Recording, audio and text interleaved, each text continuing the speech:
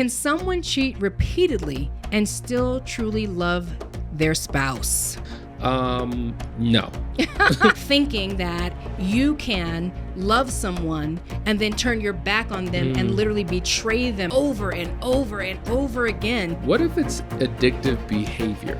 Somebody who is addicted to drugs, somebody who is addicted to alcohol, they don't love themselves. If you don't have love within your temple, you can't give it. Even if you have the best of intentions, the road to hell has been paved with good intentions. This may be controversial. Your life will be 1,000 times better if you divorce her. Things will go from bad to worse. This isn't complicated. Love is an actual thing with rules. You can actually love a person you don't even like. We need to really unpack what love is. Maybe you're in love with the idea of the foundation of marriage, but do you yourself know how to exhibit and express love when you're cheating on your spouse? No.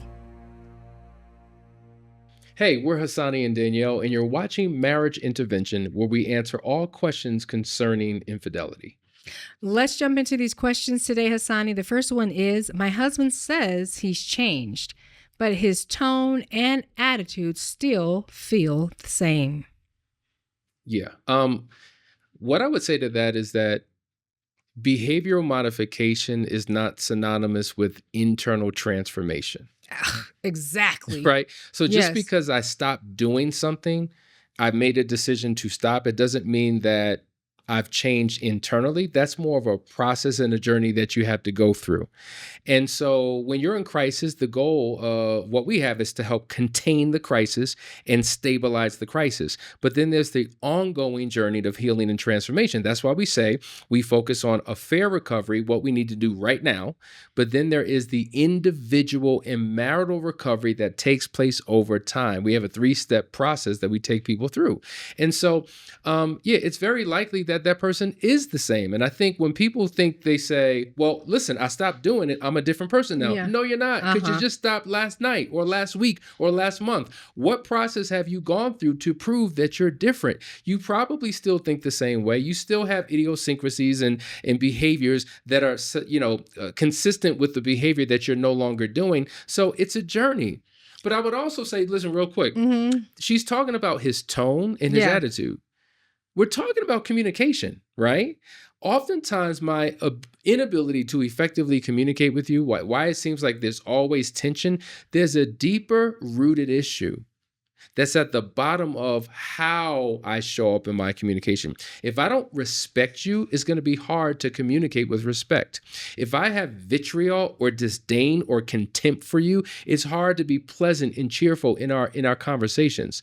And I think if we're just focusing on words and tone and body language and don't look at the deeper rooted issues and deal with that, then these issues will continue to persist. I agree 100% because, I mean, the tone and the energy and the attitude that you're experiencing, it is going to be read by your brain as it's still not saved, right? Like your brain is automatically going to remind you of the last time you felt like that with this person and the trauma that you felt. So energy is also a part of the experience. We can't negate that, right? Yeah. Just because you say that you've changed doesn't mean, and I might even be able to perceive certain actions that you've shifted, right? But there are other things that maybe I can't see with my natural eye that I'm actually literally feeling. And so you can't tell me that if you're behaving towards me with disdain, that there's not an issue. You know how people say, I'm fine. To me, when I hear people say that they're fine, they're absolutely not fine. Yes. And nobody asks questions about how you're doing or if there's a problem, if there's nothing there. If there's no smoke, there's no fire, right? So I just think that there's a couple of things with this that I want to say. Number one, I agree with 100% what you said, but the fact is that in order for you to begin to feel safe again, there's going to have to be some honest conversations had by the both of you, and specifically with your spouse, maybe apart from you, with a counselor where they're able to unpack what they're really feeling, right? Because I don't think oftentimes the betrayed person is ready to hear that the betrayer actually has offenses with you too. Okay, the person has stepped out on you. That's the big focus of everything that's going wrong in the marriage. There's not a lot of times where the betrayed person says, okay, we've worked on you and the affair. Now let's work on me. That doesn't happen. Right? And so if you're experiencing tone, energy, and this negativity, and he is saying that he's changed, maybe on the other side of this, it's time to investigate how you're showing up in the marriage, which causes him to also have resentments and be holding things against you.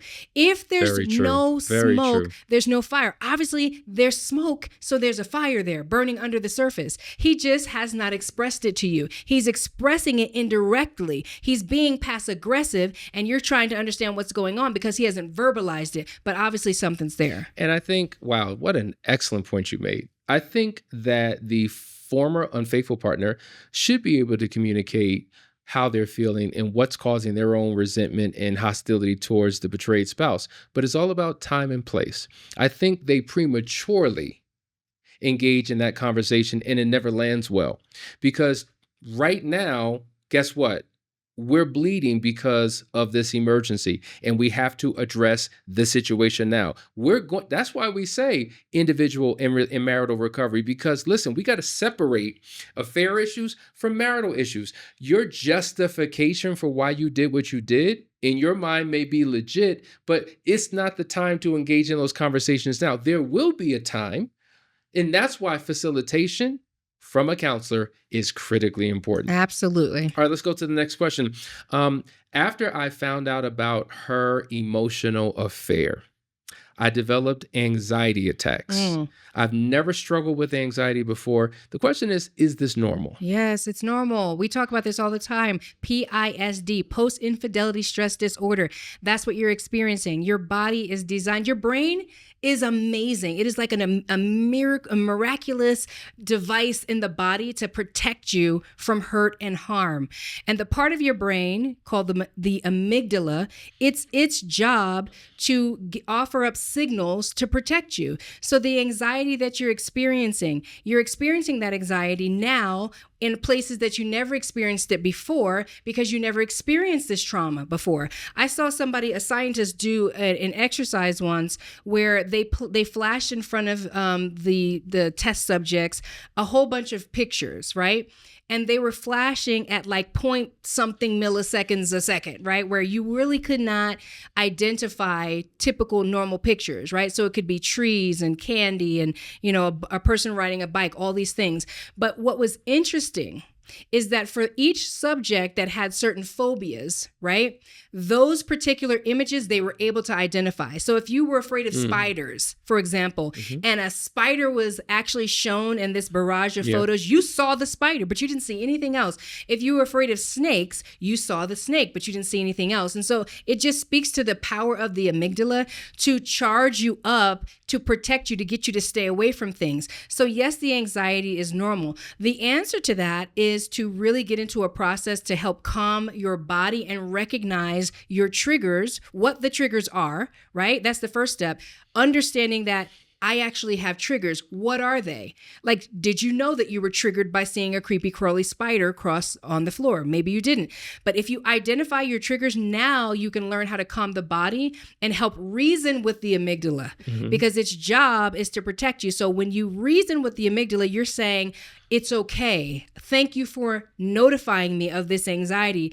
Thank you for presenting this to me, but things are getting better. I'm okay. And that's just something that you have to exercise over and over again. I agree 1,000. When I heard the question, I heard it a little bit different. Maybe I zoned in on the very last part of the statement. Is this normal? And this is a question that we constantly hear from for every 10 couples we work with, 9 of the couples ask that question. Like, what we're experiencing, is this normal? The type of affair that happened, is this normal? The way that we're reacting, is this normal? And so what they're trying to do is compare themselves to others to say, okay, are we far off? Are we worse than? At the end of the day, whether it's normal or not, it's your issue. So the question is, what are we going to do about your issue to bring you back to a place of normalcy? Because I think everybody wants to, in essence, feel normal again. I'm going to go back to a life where there was no fear, where there was no anxiety, where there was no trepidation.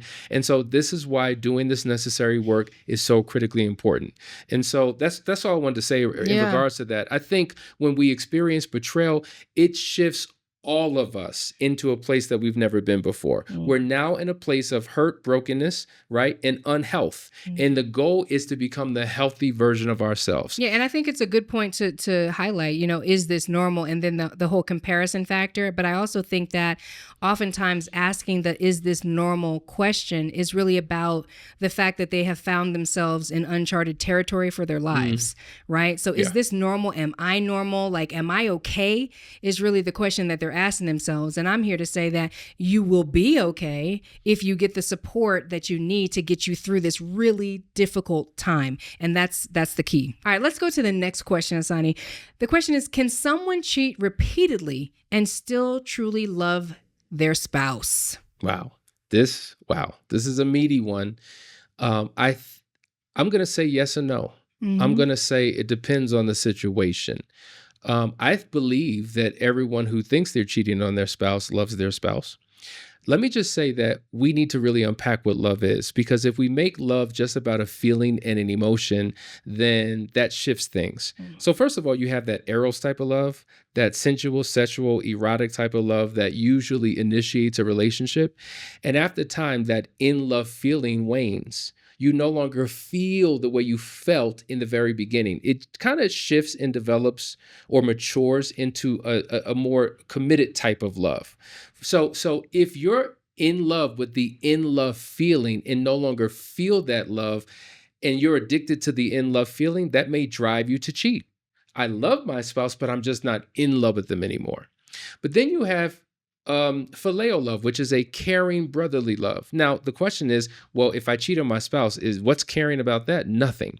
Then we have agape love, right? God's unconditional love that's spelled out in 1 Corinthians. And there are many attributes, in fact, 16 attributes of love. So if we were to take the betrayal and juxtapose it or measure it up to the description of what true love is, it would not qualify.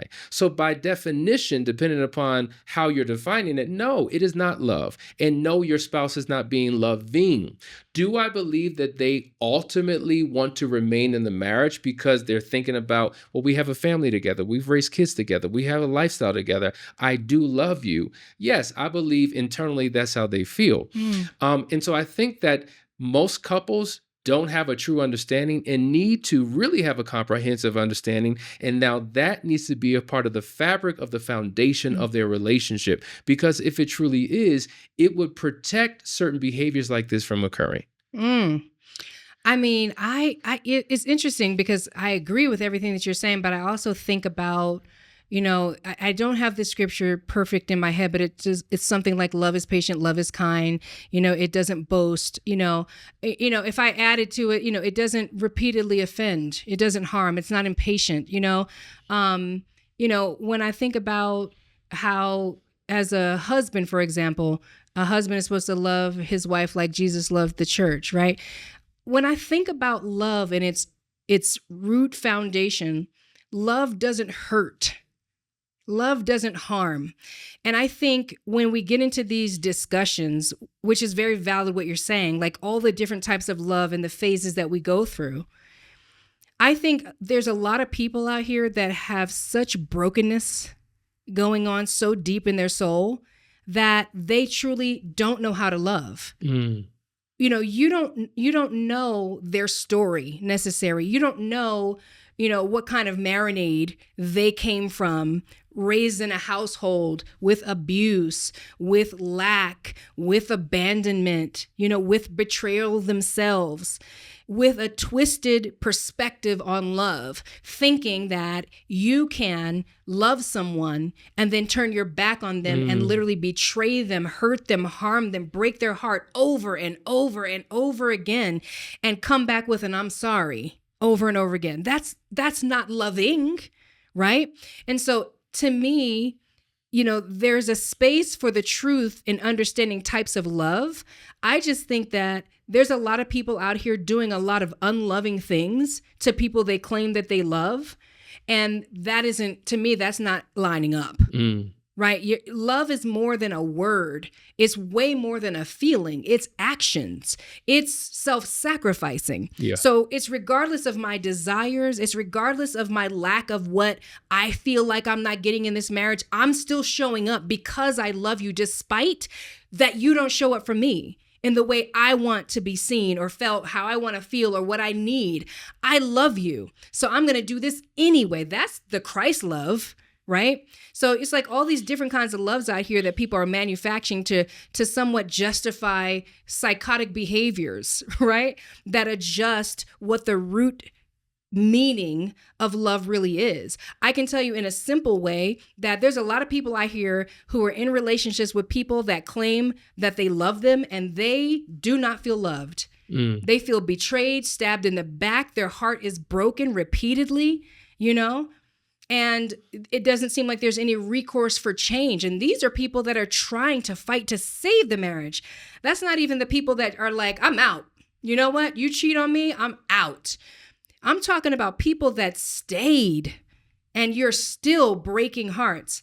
Do you know what I mean? Yeah. So, I kind of got off the trail and I kind of forgot the question. I got so far off the trail, but I think ultimately what they're saying is that, I remember it now. Can somebody be in a relationship with somebody consistently cheat and still be in love? I think maybe you're in love with the aspects that come with marriage. Maybe you're in love with the lifestyle. Maybe you're in love with, the friends and the relationships. Maybe you're in love with the finances. Maybe you're in love with the idea of the foundation of marriage. But do you yourself know how to exhibit and express love when you're cheating on your spouse? No.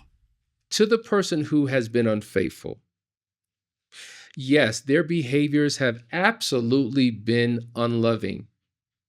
It is also true that they probably don't know how to love, specifically their spouse.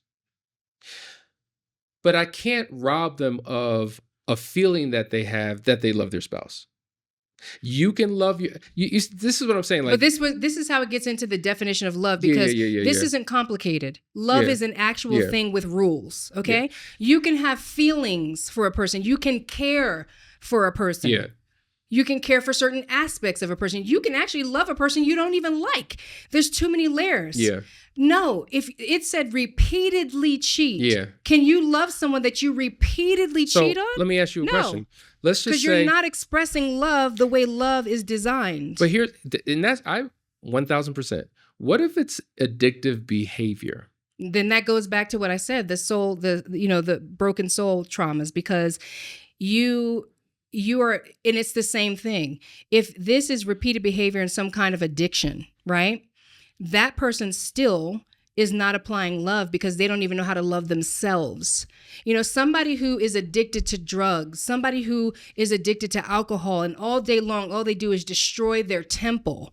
They don't love themselves. If you don't have love within your temple, you can't give it. There's nothing I could say. You're absolutely right. I mean, I think that's it. That's that. Wow. Next question. All right, let's go to the next question, Danielle. Okay. My spouse won't go to counseling. Mm-hmm. Should I go alone, or does that mean that the marriage is already over? Well, you know what I say. It ain't over till the fat lady sings, okay? And so we always advise couples who are in those situations to start with just you. Draw the circle around your own 2 feet and focus on you. Oftentimes, you get to be the person that is influencing your spouse to want to give it a try, right? I think there's a lot of things that can be going on. Like, if there was an affair and I'm the offended person, right? And I want my spouse to go to counseling and they just don't want to. For them, there's a lot of shame. There's a lot of guilt. They have these ideas about counseling. They know that they were the offender, so they're going to be dragged in the session. What is appealing about going to it? Also, the nuances of your relationship plays a part in it, right? Like, maybe they think it's not going to help anyway, right? And so the best thing that you could do to contain the situation and contain yourself is to get yourself into some therapy. In that therapy, now you're learning all the do's and the don'ts to take place at this season of your recovery, right? Because the recovery path has seasons. And if you just doing your own thing, you're making decisions, you're what do you say? Never share your feelings while you're in your feelings. Yep. You're constantly sharing your feelings while you're in your feelings. You're doing irreparable damage. You're saying things you can't take back. You're making decisions. There was that one time you told me a story about somebody who literally, they were so pissed off about this affair that they went and they cut up all the photos. Every photo that they ever took together, they cut and shredded the photos. That's something that you can never get back. But then later on, you want to repair their marriage. So, at the onset of an affair, you are in crisis mode. When you're in crisis mode, your brain does not function at its optimal levels. You're just trying to take cover. You're covering your head. You're trying to save your life. You need to be the one to start. And in that process, getting the tools and actually, implementing them in the marriage, you could very well see a change in the other person and an increased desire for them to participate in what you're doing. Absolutely. I think if you don't go to counseling and you do what you feel is the best thing to do, as we always say, even if you have the best of intentions, the road to hell has been paved with good intentions. And in your ignorance of the correct process, you can destroy things. Danielle, the fact of the matter is, there have been many people who have started the counseling process on their own. And guess what? It's transitioned into couples counseling, because not only are we helping you heal, whether you're the betrayed or the unfaithful, we're also giving you strategy of how to effectively invite your spouse into a process as well. Mm-hmm. And this has happened countless times. So if you're waiting for your spouse to get on board, things will go from bad to worse. Start with you first, because guess what? At the end of the day, you are the lowest common denominator in your relationship, and you have to take care of you if your spouse is not ready for it. And then another thing I'll say is a lot of times spouses get frustrated because their spouse doesn't have the same passion or zeal or fervor for the recovery process. And it's quite common that we both may want it, but maybe you want it a little bit more. Maybe you're doing a little bit more of the work. You're watching more videos. You're reading more books. You're seeking out more answers, and you're going 90 miles an hour, and the other's going 25 miles an hour, and you're frustrated in that process. Just understand, run your race.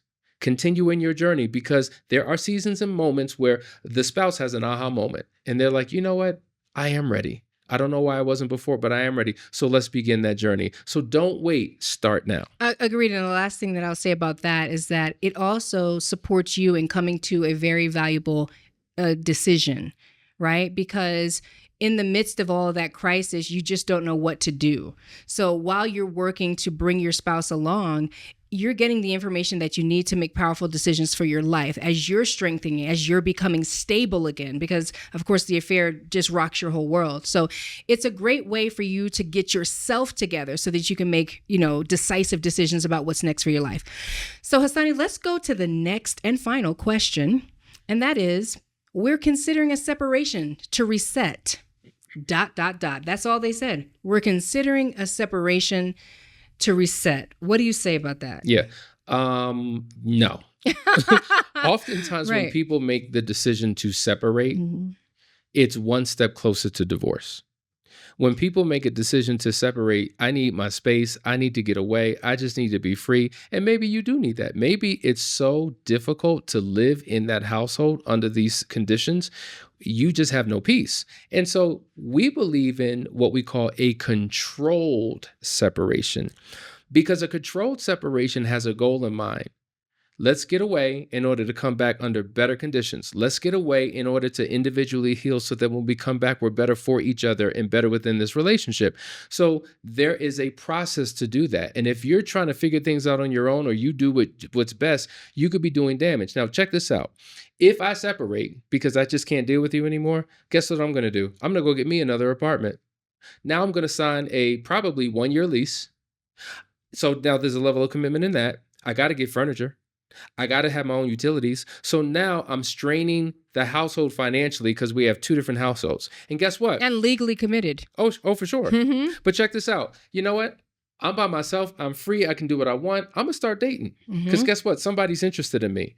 And we're not together. And it feels like we're going to wind up divorced anyway. So you know what? Hey, we're in the process of divorce. We can talk. We can connect. And now I begin to engage emotionally and sexually with other people. But guess what? It doesn't last. It doesn't work out. And I have a change of heart. Now I want to get back into my marriage. So I've now committed infidelity because I'm still legally married.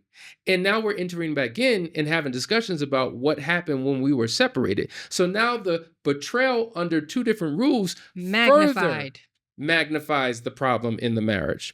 And so, yes, when people are just separating, they don't realize it's harder to save a marriage when you're separate than when you're together. There's a whole lot more work that you could do under one roof. I agree 100%. There's not much to add to that except for to say that we do believe in controlled separation. Yes. Sometimes it is the only way to get things back to a place of balance. But you want to be guided step by step through the process. You want to be in a situation where you are working on the marriage, not working on your individuality, right? It's easier to become super autonomous when you're not with your spouse. And I've also found that to be, very true with women in particular, because as a wife, and I'm not even specifically talking about who was the betrayer at this point, but as a wife, the role is a helping role. Okay. So as a wife, my job is to be your helper in many areas. The wife doesn't have a helper in the house. It's not the same, right? Except for the Holy Ghost. But anyway, the Holy Spirit is her helper. But besides that, she's in a role that is a responsibility and a mantle. When she leaves and departs the house, creates her own living environment, doing things her own way, only responsible for herself, there is an empowerment that takes place that makes it way more difficult for her to come back into the home, especially if there was an offense. Why would she want to come back to that after she's got a taste of freedom?